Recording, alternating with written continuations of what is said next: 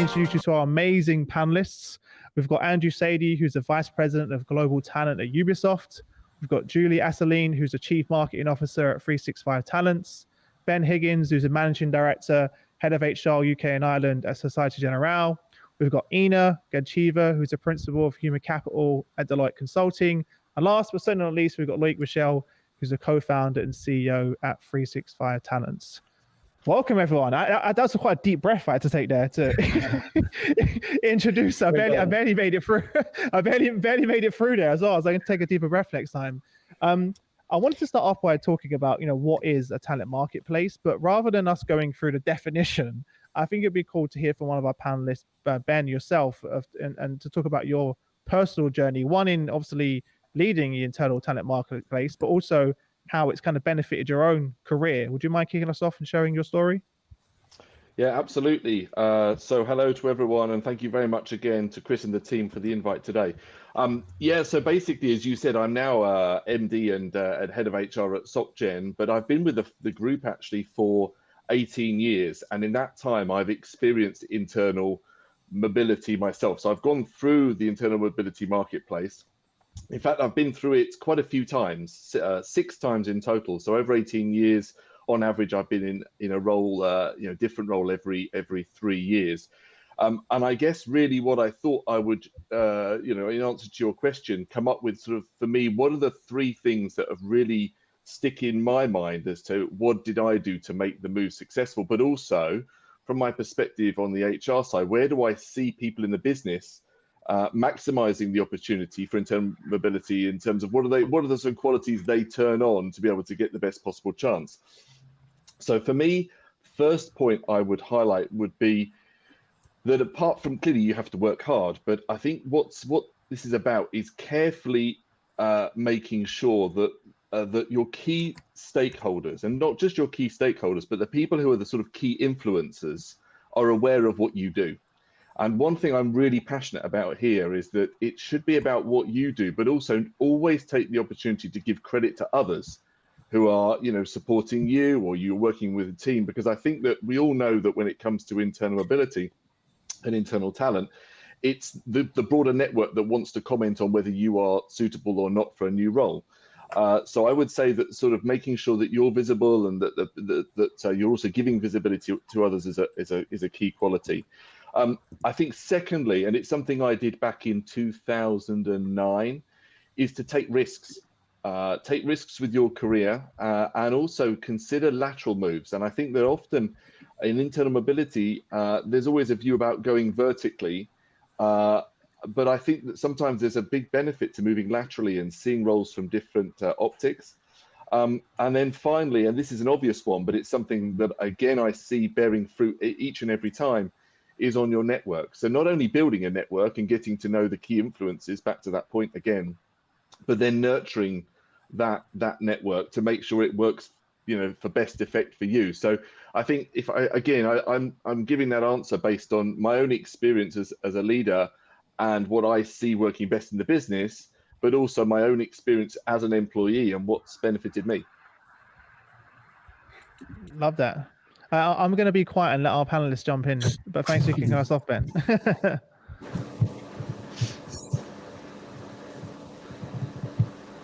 Don't wait for me, panelists. Feel free to jump in. Oh, sorry. I love the way Ben is telling stories about his own way of experimenting a talent marketplace, even before this word was invented. Like it's been there for ages, but now maybe technology can bring some more agility. And you talked about experience, network, horizontality. I think it's all it is. It's what it's all about now. So I think it's technology is able now to put that at scale and to probably offer the same experience that you had to the masses, to the global scale.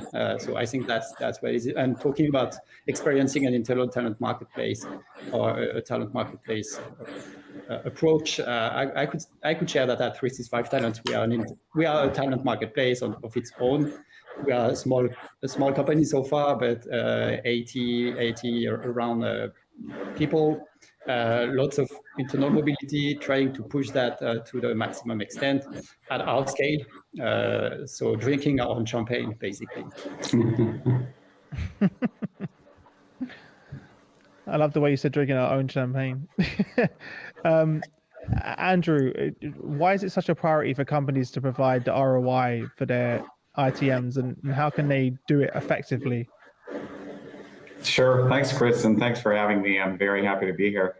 I think this is my third talent marketplace implementation here at Ubisoft after having done it at Schneider and at Seagate.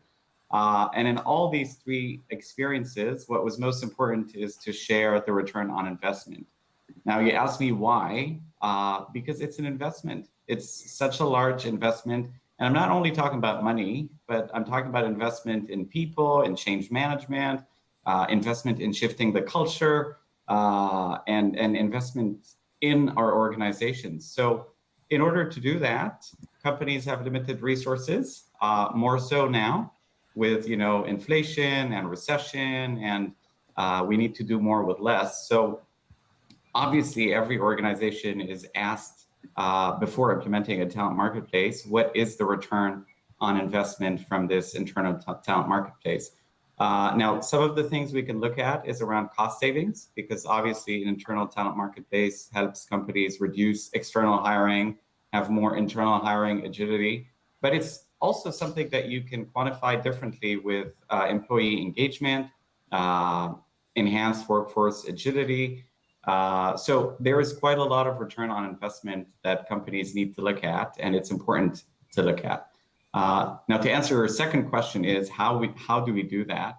I think there is various ways to look at that, and I'm sure that Ina and the team will talk more about that in the next few minutes. But first and foremost is defining key indicators. What are we measuring? Which a lot of companies don't do, and we need to make sure that we could do that with metrics like time to fill, internally, cost savings, employee engagement, as I mentioned, also conducting regular evaluations, keep on communicating the benefits to leaders because they're the ones who we're trying to convince, but also to the employees and to the rest of the company, and externally, because that also helps your employer brand, communicating the benefits and continuously improving so that this return on investment is continuously shown and improved and grown. So quite a lot of reasons and quite a lot of metrics that we can look at.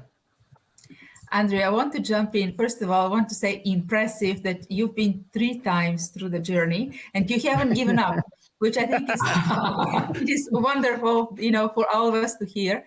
But actually, as I'm listening to you, I know, tracking the success is extremely important. And you talked about indicators. Based on your experience, did you notice that there are which would you call the 1 or 2 key indicators that really make a difference?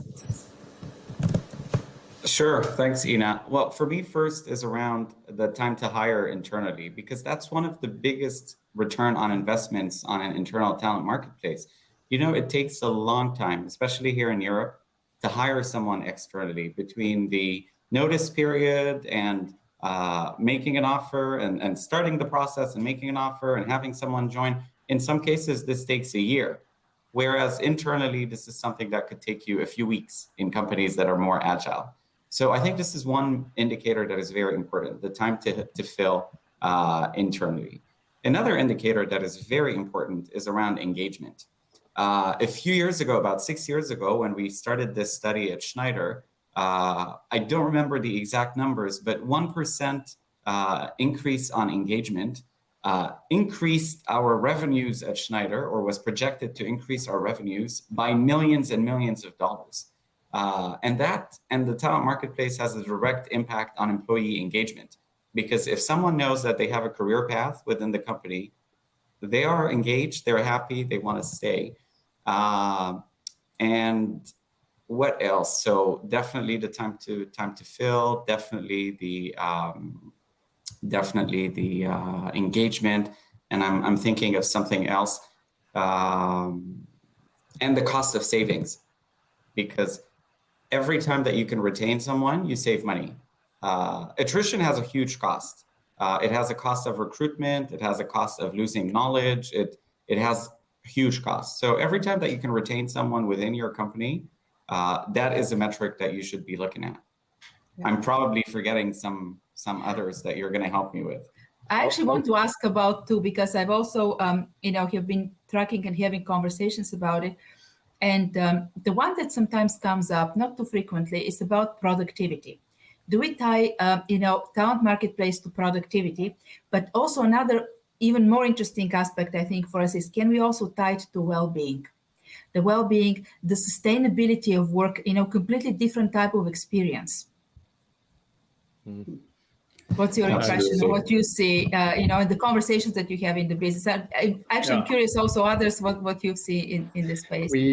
On this last element, we are seeing more and more interest in a particular area around sustainability and how this internal talent marketplace can serve certain transformations around that, and so particular populations. And in France, there have been some discussion about the retirements and different things. So it's lots of conversations around the employment of seniors. Seniors can be 50 plus, 60 plus. In some cases, it's even 40 plus. The definition is not well designed. But the fact is that we do believe internal talent marketplace and agility and horizontality can bring a lot of interest on the job for senior employees in a company, because they can serve on different fronts. It can be mobilized on different angles, not being only projected on a long career path that they won't have because they only have a few years to do. So it's an interesting one, and it's in that case, it's connecting the impact of the internal talent marketplace on a particular population and bringing some more engagement and well-being for this population, and that's a key element that we hear as well. So just jumping in with one other measure that I think is an interesting one, because if we look at this from a slightly different optic of manager behavior, because I think that's very key to a successful internal talent marketplace. The other measure that I've toyed with is whether you can measure whether a manager is a net talent exporter or net talent importer. And I think by virtue of doing that, you can sort of try and assess what's the sort of attitude, the mindset of managers, who are the ones that are leading in this area, who are the sort of role models, and who are the laggards that perhaps you need to sort of pull up the change, the change curve. So I think there's another optic to this, which again is about sort of making sure that it's a success at the end of the day. Yeah. Go, Julie, go. Go ahead. No, there's one aspect, and I just want to piggyback on what Andrew just said. To me, the ROI of the talent marketplace is also how you put into something very concrete one of the brand values, because I think most of companies would pride themselves as saying we're a people-first company, or we really value transparency.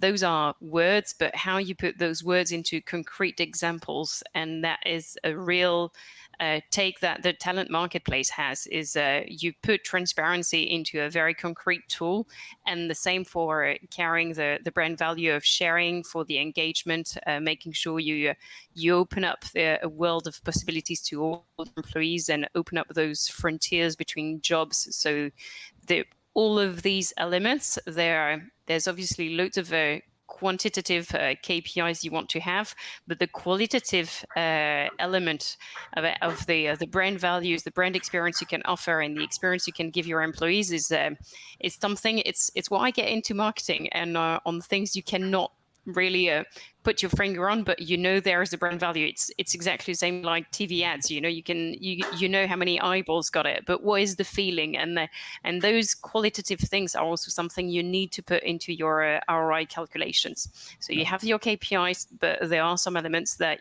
are non-tangibles pluses. On the ROI calculations, I can just share that at 365 Talents, we have a tool that we provide to our customers, and we work around key performance indicators before even thinking about implementing an internal talent marketplace to know where you start. and then on the go, so that you can monitor the results and see that you are on track or not. And this tool has 5 different items. The first one is internal mobility rates, so it's time and quality of internal hiring versus external. The second is on productivity around project staffing for gigs and missions, so it's more operational. The third is on HR productivity around HR activities related to talent reviews or strategic workforce planning, because it goes all around these. The fourth one, we haven't mentioned this one, but we think it's a really cool one and really efficient one, is on learning efficiency, being able to engage more precisely on a more focused approach the employees on the good content based on the gigs or the projects or the mission they are working on. Makes a lot of sense, because you get more efficient with the content you are creating and the delivery of this content. So there is some efficiency to make here as well, some interesting gains. And the fifth one is employee retention. So it's the engagement that Arnaud was mentioning. Basically, we put some data in this tool, and in the end, it gives a result saying, okay, for example, for a 10,000 employee internal talent marketplace rollout at scale, it can generate, and maybe Julie will correct me, but it's 4.8 million in returns annually. So that's the sum of all that.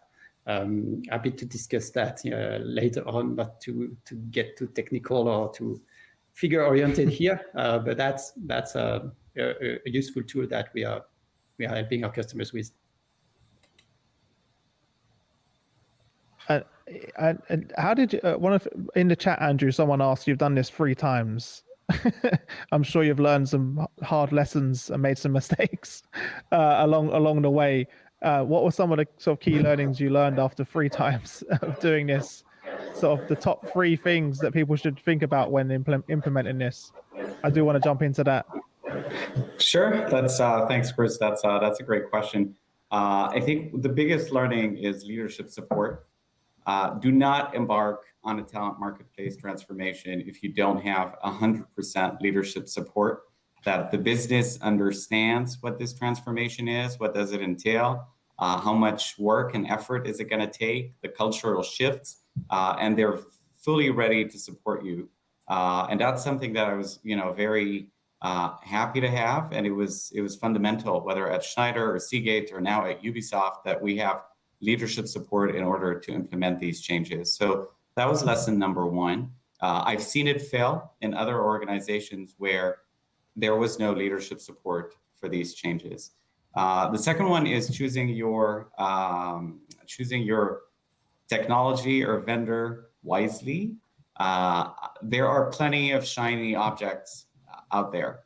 But you really need to make sure that you choose a vendor that is all about skills, that is all about, skills at the heart, that is about the transformation rather than only the user experience. I mean, of course, the user experience is super important, but there is a lot of other layers that are important for this transformation to be technologically driven.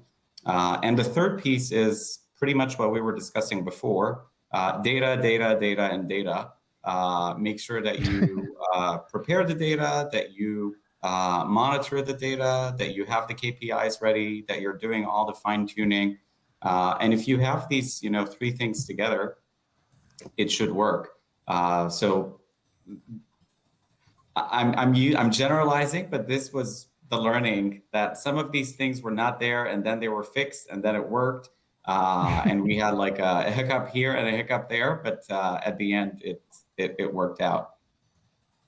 Yeah. When you say leadership already, what does that look like? What are the signals that you have buy-in? I know maybe I don't, we say buy-in, but it can mean so much. Like, what were the signals that they were sending to you that you realized that they're ready? What are they saying? What are they doing? What does that look like? Does that make sense? Sure. Well, the thing is, Chris, when this talent marketplace creates shifts in how the organization works, it takes the power from managers, because historically managers were the ones to tell you, you can change jobs or you can't change jobs. And that is one of the main reasons why employees leave companies, because they are in a way held hostage of their job and their manager. So this is where leadership support is needed. You have a CEO or a COO who can say, you can do this. If a manager comes to me and says, well, Chris is a great employee and I don't want to lose him and I don't want him to change jobs, and our policy says that he can, I'm going to support you. So that's one. Two, it's an investment in cash and in finance. So you need a leader to say, okay, this is going to cost you $1 million. Sure, let's invest, because this is an investment and it has a clear return on investment. And three, and that is the most important leadership support, is being visible. Because I was telling you earlier about the other company where it failed. The CEO did not want to talk about the talent marketplace. He did not want to do any videos about it. He did not want to cascade it down to his organization. Well, it doesn't work, because you need the CEO to share with his VPs and everyone else in the organization that this is the new name of the game. This is how it's going to work from now on. We are going to have workforce agility, and you're going to support it because I, as your leader, support it.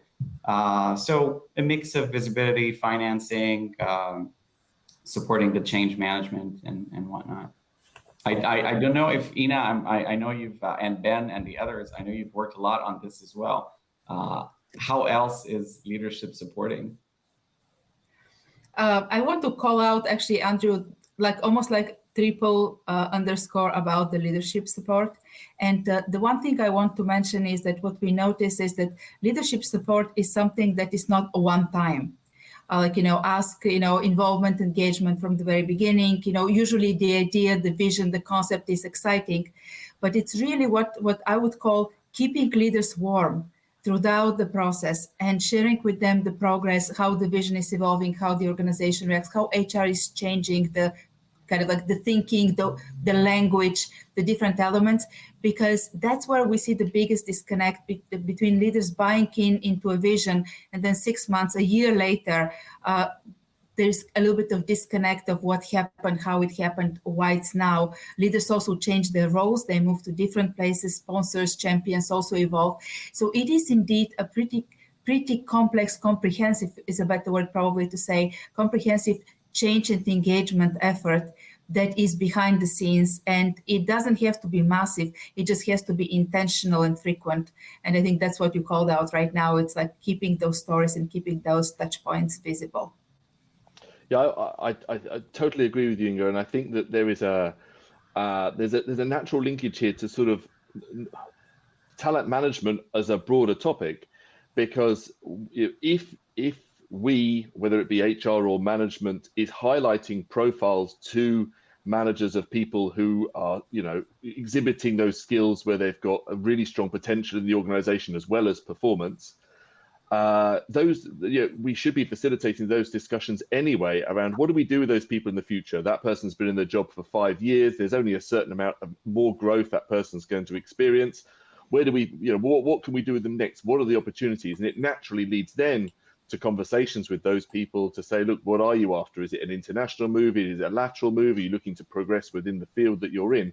And I think, this links with sort of hitting managers squarely in the middle of their heads on this topic, because coming back to the original question, the biggest impact that I see here is when a manager experiences a resignation of a talent within his or her team. And the natural question is, do we need to pay them more money? And my experience is, yes, money is a factor, but more often than not, it's career development. And if that manager has got the mindset to think, well, actually, what have I got, or who can I speak to about opportunities for that person? Then, number one, we should have had that conversation before, and they shouldn't have got to the stage of resigning. But I think it's an even bigger ammunition than money to actually say to someone, look, perhaps we should have spoken more often to find out what you're looking to do. Let's have that conversation now. You want to move here? Let's try and see what's possible. So I think it's, for me, a lot of this is the storytelling, and a lot of this is managers experiencing it for themselves. And sometimes the pain of when it goes wrong can make them change their mind for the future. Yeah, I feel like we're two opposite ends of the story, Ben, where you mentioned that you've been in the company for so many years, and that's because they gave you the opportunity, right, to to grow and develop and experience new things. And if you look at any companies that have employees like the Unilevers of this world, you know, look at an average employee there, they're there for 15, 20 years in multiple careers in the same business. In my company, previously, before I'd started HR Leaders, I was in the same role for 10 years. And I was constantly asking the business, please let me go work somewhere else. And I was told, no, you're great at, you know, you're a great sales director, stay there. That's what you're great at. And I saw members of my team leaving, to your point, my top performers leaving, because I also couldn't give them opportunities to grow and develop in the business. So I was feeling it two sides. I was feeling it personally because I couldn't find anywhere to grow and develop. And I was losing all of my top talent in my team. And it got to the point where I was frustrated, and obviously I left. And it wasn't about the money, to your point. It was about my personal growth and my development. And that was why I became disengaged from the business. So I completely relate to that. Yeah, Chris, that's interesting. We asked about how to demonstrate the value of the internet talent marketplace to the leaders. But actually, we are talking a lot about the managers. So I think there's a big challenge to demonstrate the value to the managers themselves. And that's a key element to have in your change management strategy, because it's not only demonstrating the value for the employees, it's kind of really concrete and evident. If it's really demonstrated in exec languages, it's really easy for the executive committee and to the leaders to understand as well. For the managers, it's a little bit more of a challenge. So I think you need to work on how to demonstrate the value to the managers themselves. And I think that's a key factor, a key success factor as well. Mm-hmm. And to the point, the whole. Go for it. Sorry. Go for it. No, I was saying I wanted to add in fact, we touched base on it, but the whole communication plan and the change plan is so key to the tool. The talent marketplace is a tool, but it's a wheelbarrow, and a wheelbarrow without a garden designer, without the plan and how you're doing your garden design is nothing. So it's I think that analogy really helps to think, okay, what's the planning? How do I engage with all the people in the company? And to your point, Ina, I think it's really mapping the journey on it's not just step one, I get the leaders involved, step two, I get the managers. No, it's how I do a drip campaign, and that's very marketing technique, but how I get drip by drip, making sure you come back to things, and you have those virtuous circles of communications that are just set up in place, and you have those rituals where the talent marketplace is well ingrained into the company life. So it's a tool, but it has all the rituals and everything that will make it a human tool too, and make it relevant for everyone. Yeah. I love the way you say it, Julie, because kind of when I think about everything we said so far, there are some very, very consistent themes about value and how the talent marketplace creates value. And I think about something that we noticed in Deloitte, working with different companies on the topic. It's the concept, like, what is the secret sauce, or what are some things that start to change the story? I mean, definitely there is a big component about the workforce experience and, retention and developing people and well-being, everything we mentioned. But we also start to notice that talent marketplace goes beyond that. And there is a conversation that we say it's the workforce, but there is a lot about the work. And many business leaders actually think about the agility, the speed, the access to capabilities and innovation and cross-pollination that otherwise would require very, very significant restructuring or ways of operating in a different way. And this is a very organic, very nimble way to start thinking about, can we do the work in a slightly different way? And the work may look very different for every manager, for every department. So therefore, as you said about dripping the stories of the impact, not only of the person who had a good experience, but also what was it for the team? What was it for the manager when that happened? Starts to make it very concrete. And the other side of the, if work is one thing, I kind of use it as almost like a keyword because it's easy afterwards to translate into, whatever you're working on. The other one is the outcomes. Already one of you mentioned about the importance about, I think it was you, Julie, that mentioned the brand value. People, we are a people first company. What does it mean? What are some other business outcomes? How are we going on sustainability journey? Are we becoming, clean energy company? Are we looking to be, more socially impacted company? Are we looking to be, we are moving from being company X to being a technology-driven company Y? All of these elements have a component that ties to how work is done in a different way and how people enable that. That resonates with the business because immediately ties to it. But there is also one hidden dimension that I think it will resonate with our audience. How does talent marketplace affect HR priorities and outcomes? Because indeed it ties to everything we talk about, from recruiting to career development to learning and development, leadership, succession. I mean, it's a full talent life cycle. And we don't always cater to ourselves in the same way as we cater to the business, because HR is also a big proponent, supporter, but also benefits from these experiences because they enable all the processes. So that's another one I want to highlight about engaging stakeholders. It's not only the business, it's also within HR and helping every group to see the value of it and see how they can contribute, but also benefit from it. So true. Yes. You covered so many amazing things there. I think you've just all given us so much to think about. just during that one ask, there's so much to even unpack. During that's a good point. There's a lot to think about and a lot of things to do. I saw it pop up also in the questions earlier, where quite a few people said, "Where do I start?" That was a question I saw that pop up in the chat. So maybe we should give a bit of advice on that part, because otherwise it's going to be a bit intimidating and overwhelming for everyone. So Ben, could you kick us off on that one? Where to start? That's a big question. Where do I start? I think we've already touched upon it, which is, I think what you've got to do is to assess what's the status quo of an organization. So where are we right now? And then what's the appetite to grow, and how quickly can we grow? How quickly can we change? So that sort of change curve, where do we think we can get to over what timescale? Because I think that HR, as we've already said, cannot implement an internal talent marketplace without having the infrastructure of the organization to support it. It will fail. And I think it was someone earlier mentioned, if you haven't got leadership on board, it's simply not going to work. So I think that's and recognizing that different leaders are going to mature at a different pace. I think let's be candid about that one. I think if we're at SG, if I just use one example here, last year 50% of our internal roles were filled by internal mobility, which I think is a pretty good statistic when actually we've got around 2,500 employees in the UK.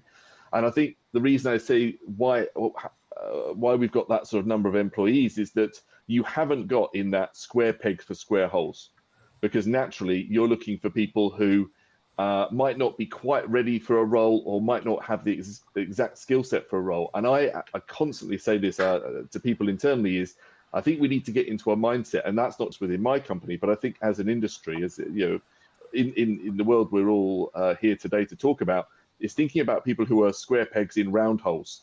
So really being much more cutthroat about what are the essential skills you really need to be able to exhibit and master to be successful in that role, and where are the skills that actually are nice to have, but the things that perhaps you could grow. And those might be some of the sort of the technical skills that you can teach them, but actually there's some core qualities of being a relationship manager or whatever that might be.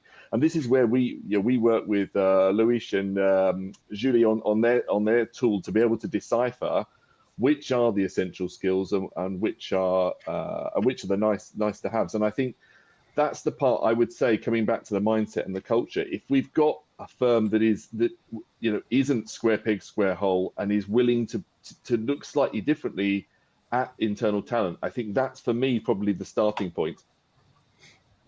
I can jump in there. It's funny, it took us 30 minutes to talk about skills on this panel. I think Andrew said it once. He said skills at one time. I think it starts with skills. And that's the way it was implemented first at SocGen. Now it's globally rolled out on 80,000 employees, but it started on, and our sponsors in Europe are saying this. We wanted a skills technology able to provide some use cases on top, including the internal talent marketplace, not the other way around. So that's how it started. It starts from skills, and then you are able to transform, and then skills is the new currency, and it makes it way easier to do this and to put this agility at scale in the organization. And that's the beginning, and work on skills, bringing some technology to help you, but mostly being able to have this common language, simple one, in your own words, on your own terms. Like, it has to be really global at the same time.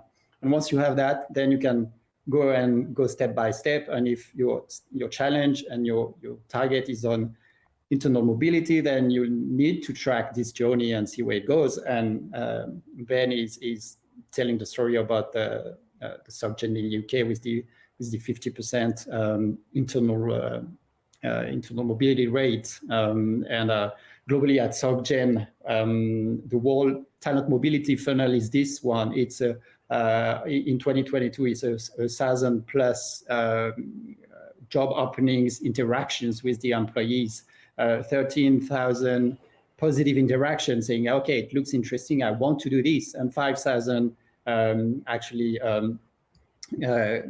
direction to the ATS and to the internal application process. And that's everything it is about. It's the talent experience. So how you can generate this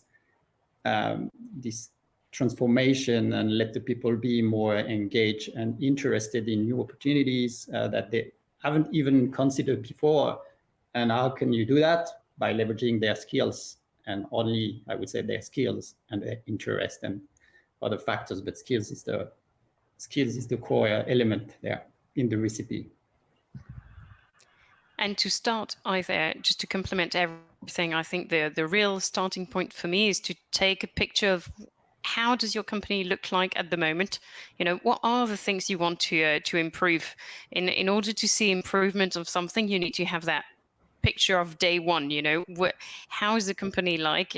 What is your current mobility rate? Because sometimes we have companies that are not even sure of those metrics. So finding the KPIs you want to measure before the project is probably really good. You need that before the project. And in fact, that it's a methodology we have where we say, try to find them before, then we start, because after the program launch, once you started your talent marketplace, then you have those key points of maybe it's quarterly, maybe it's after 3 months, 6 months, 1 year, 3 years after. But the when to start, the what to start with I think that picture of where you are now and where you want to be is super important. So it starts with the ROI, basically. Start with that. Know where you want to go, but know where you start. So that's an important element in a sense. Was you going to jump in, Andrew? No. He was like, no, that's enough. No, it's interesting how we went full circle there, all the way back. But it took us half an hour to talk about skills, which is really interesting. But unless you have that clear vision and have and it's aligned to the business strategy, what is the goal, it's pretty hard to measure. So it's important you get that right from the very, very beginning, because that drives everything else along the way. Loic, did you want to jump more into the specifics around the analytics and how that informs HR and helps to quantify these benefits? Yeah, Andrew said that one of the key success factor was data. So you need this data. It's not easy to get them in some cases. Basically, the talent marketplace is at the center of so many processes, and Ina said exactly this a few minutes earlier. It's at the center of so many processes. It means it's at the center of so many HR systems as well, and business systems. And you need to be able to interact and to integrate with these systems, unless it's going to be like an isolated island.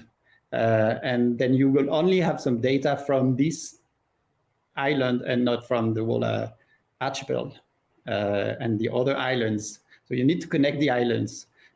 So lots of integration. Maybe not everything is required at the beginning, but if you want to be able to track your own experience and the outcomes that we mentioned as an introduction, you need to integrate your platform with the other platforms.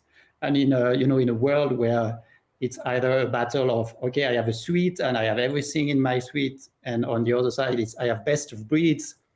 I would say the ITM need to be a best of breed with a lot of integrations, because it's a best of breed, because it brings something new, it brings the skills, technology, and it has to, but it cannot be standalone, so it has to be integrated and connected with the rest of the ecosystem. And really concretely, the ATS, the learning management system, the project management systems, the core HR for sure. And then you can leverage all this data, field all your use cases, demonstrate all the value, but it requires some work to do. It's not magic. So that's something that is really important. Yeah. Andrew, you've done this 3 times. What's the key to getting hold of that data and making sure? Because obviously, a lot of companies, their data may not even be correct. So that's a whole other issue to get into as well.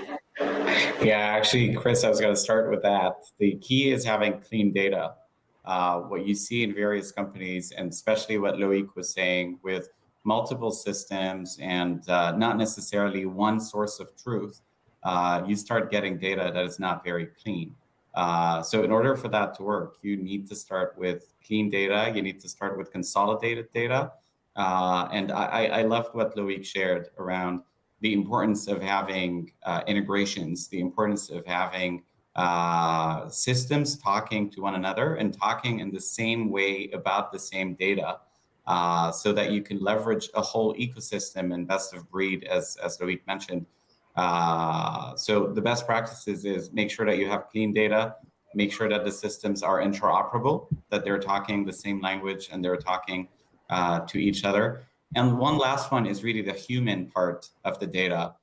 Make sure that this data makes sense, that you can interpret the data, that you can use it for either predictive reasons, or if you're not there yet, you can at least use it for descriptive ways, and keep fine-tuning, as I was saying earlier, to make sure that it's always cleaned, a whole loop of clean, usable, and repeat.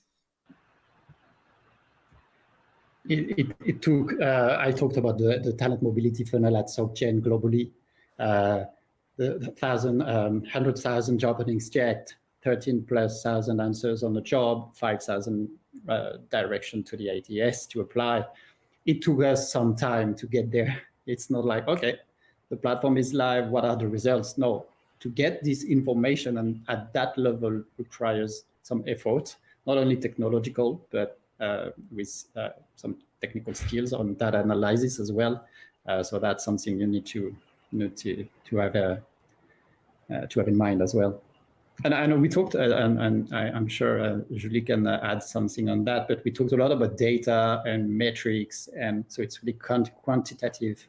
But I guess the ROI can be really qualitative as well. And it's all about how we can tell stories, even individual stories and successes. And I think it's something which is really key when you want to demonstrate the value of something at some point. It can be one or a few really cool success stories, individual success stories, people's success stories. And we know our customers are working both on the same challenges, the one on the data and the metrics and the quantitative aspects. And they're not usually, not all HR leaders are really confident with this aspect. On the other one, telling stories, it's something from the CMO, from the communication department, not always from HR. So they have, some of them need to be more as well, more agile and maybe more performant on telling these stories and putting these stories in front of everyone's eyes in the company. Yeah, I couldn't agree with you more. Great example. Sorry, go on, go ahead, Ben. Yeah, I was going to say that I was just saying. We're going to argue. We're going to argue about this one, right? No, I was just going to compliment what you said there, because I think storytelling is incredibly powerful, because it's what employees are seeing and experiencing of their colleagues in the workplace. It's not theory. It's not sort of seeing a policy or a process and so on. we've done a number of events whereby you pull together, 3 or 4 people on a panel, a bit like this actually, but an in-person panel where you find someone who's benefited from internal mobility, and it's made them made their experience so much richer that they can see the supply chain, for example. They can see the way in which processes in a firm go from A to B to C, and it gives them, it effectively adds a huge amount to then their teams and other stakeholders in the process. You pull other people together who've done an international experience in another country, and again, you hear from them about where they benefit from that. And I think, yes, it then sends the good message out about internal mobility, but I think it's slightly more than that. And I think it comes back to the point we mentioned earlier, which is around its engagement. It's making sure that the talent within your firm becomes stickier and stickier because they're hearing about what opportunities are around the corner for them, how to go about, applying for those opportunities, becoming more aware of them at an earlier stage, etc. So, yes, you've got the strict internal mobility side, but there's so much more that storytelling can really have a much stronger impact than any other form of communication, in my experience. It's clearly a marketing technique that you have. We are all consumers, and I think as HR, you need to step up in your communication the way we are absorbing communication as consumers. And storytelling is something very strong that you can see everywhere. If you look on social media, how you get storytelling on helping you buying one product or the other. So all those techniques, and that's really I was in London saying exactly the same thing. HR, you need to be more like marketers, because it's how you get your message across really well and how you'll convince people. And it takes loads of convincing, as we mentioned it, all the stakeholders you have to convince. But in the end, it's just an experience, and demonstrating that experience with great storytelling is the best ROI you can prove. Plus, you can capitalize on it on your channels. So helping with the help of your marketing team, making sure you, for example, I have Eiffage as a customer who's just putting all their mobility stories onto social media as videos or internally, externally. That push is also making sure that project being visible externally, like Andrew said, is key to make sure that the stickiness and the visibility of your ATM stays with you. So it's the qualitative work is a lot of marketing and communications, in fact.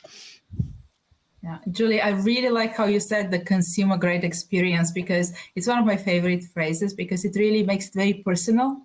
But also what we've kind of like an impression we have from the work is that it also has another element of us as consumers, that we're now used to having things not perfect. We're used to having constant upgrades. And Talent Marketplace is one of the places that actually really benefits from being seen as a continuous user-shaped, machine learning-enabled continuous evolution versus a one-and-done element. It means like people can go and experiment, and maybe the first time wasn't great, but give it another try, because maybe this upgrade wasn't for you, or you didn't use the app the right way.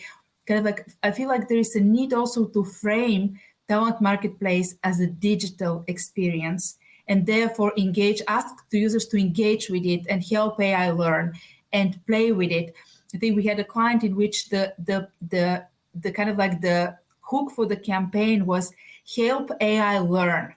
It wasn't about being the Talent Marketplace. It was like help to train our AI. I think that was like even was a tagline. And it's a very different immediate mind shift that we can create. And therefore there are no mistakes. There is only experimentation. I totally love that, Ida, and you could see Loic and myself sending you hearts. I see a lot of companies, sometimes launch, and I consult and support some companies on this, and I see them launch these talent marketplaces and then complaining like, oh, we're getting a lot of wrong recommendations, we're getting or not at all. And I always say you got to let the AI learn. The taxonomy of skills is huge. I know that, Talent 365, if I'm not mistaken, it's about millions of skills in there. taxonomy. So the AI needs time, the machine learning needs time to learn based on the likes and dislikes and what works and what doesn't. So yeah, if it doesn't work today, come back in a week or a month, and then maybe you'll find your happiness there. This is part of the cultural shift that needs to happen within the HR function, within the leaders, within the managers, but also within the consumers. And I love, Judy, what you said around consumer grade, because at the end of the day, our employees are consumers of this technology. So the experience should be consumer grade. And it's part of the culture shift that we need to support them to make as part of this change management. Yeah, love that. I'm going to use it from now on. Yeah. Part of the change management, and we touched based on it also, is really on HR. And I really made a good comparison about how in the 90s we used to go to travel agents, and now we've got all that digital journey that we have online. And in fact, if you think that your career is a travel, HR are still, the travel agent. We still have travel agents, they are there, but they are only talking to people who knows they want to travel. And when you go into a travel agency, you are already convinced that you need to travel. Whereas the talent marketplace helps you, doing that whole backward journey and taking, the little nudge, the little thing that at the beginning of your thought process of, I might want to get away. And that's, the beginning of your journey into your new career. It's really what's helping you, push that. And that comparison for me to embark HR admins on why a talent marketplace, etc. It's a great example. So I encourage also because it resonates really well with everyone. I love that analogy. I think if we're going to look at HR in that sort of travel agent-esque approach, I think there are two groups where we need to make a particularly big focus, and I feel really strongly about this. First of all, those people who tend not to put themselves forward, but perhaps they sort of feel that they have, that they're quite happy in the role that they're in, or they feel that other people's voices are stronger than theirs and that they haven't got as much opportunity. So I think finding those people. And secondly, is with a DEI lens. I think we all know the statistics. There's so much been written about the fact that women overall are less likely to put their hand up, are less likely to are actually more likely to get the job if they do put their hand up, but actually you've got to get them to the point where they are interested in internal mobility. And then you've got to work on, the bias of managers and the attitudes of managers and so on. It's probably a separate conversation on this, Chris. But I think the reality here is, I think that, yes, we can act in that capacity as being internal headhunters, if you like. But I think we've got to make a bit more of a sort of tactical focus on those groups who might not naturally come to the table as quickly as others. Yeah, and that's also part of helping our managers have those conversations with those individuals as well. Like, they won't do it themselves, to your point. And that's a big cultural shift that needs to take place, which isn't going to happen overnight. As well. And we need to, and to your point about the campaign that you mentioned about Teach Our AI, we need to constantly talk about what this means for each individual, because I think a lot of people don't actually understand what it means for them. But if they understand that, hey, the more that Chris interacts with this, the more value I'm going to get back, and they understand it through that lens, then they're more likely to go and use it. They're not going to see it as another initiative or another thing that's being done to them. But there's no easy way of doing that apart from having constant communication over and over again, making sure we're sharing the stories. I had a people analytics summit recently, and I did ask them what's one of the key skills, and I was thinking they're going to say something really technical, and they said storytelling to everyone's point. And that's the last thing I thought I was going to say at a people analytics summit. They're like, Chris, it's all well and good having all of this data and insights, but if you can't tell it in a story, Chris, if I walk into a meeting with my leadership team and put a spreadsheet of loads of numbers and statistics, they're going to just completely disengage. But if I share a story of something that's happening internally, and a video, or a couple of sides of some success stories, that's where you get their attention. And I feel like we're seeing the same thing here, from what everyone's been saying. We've got 5 minutes left. I can't believe time just flew by that fast. I don't even know if have we missed anything panelists? Is there anything else that you feel like we've missed? I feel like we've covered a lot, but I want to know, have time now in case anyone has anything else they want to ask. I think we even have added some more elements than the one we wanted to cover. I don't think, Chris, we missed anything. We talked about data, we talked about ROI, we talked about leaders, we talked about shifts. Maybe one thing that we should always keep in mind is the people, because at the end of the day, we're all doing this for the people, for their engagement, for employees, for their well-being, as was mentioned. So this internal talent marketplace is a huge transformation in the lives of the people. I still meet people who are at Schneider who see me some places and say, you know, you're the one who implemented the talent marketplace. Thanks to you, I got a new job. And that's the most wonderful thing to hear in the world. And that reminds us that it's all about the people. We're doing it for them. And that is the biggest ROI. So we can look at the numbers and the data and crunch it, but at the end of the day, it's about people.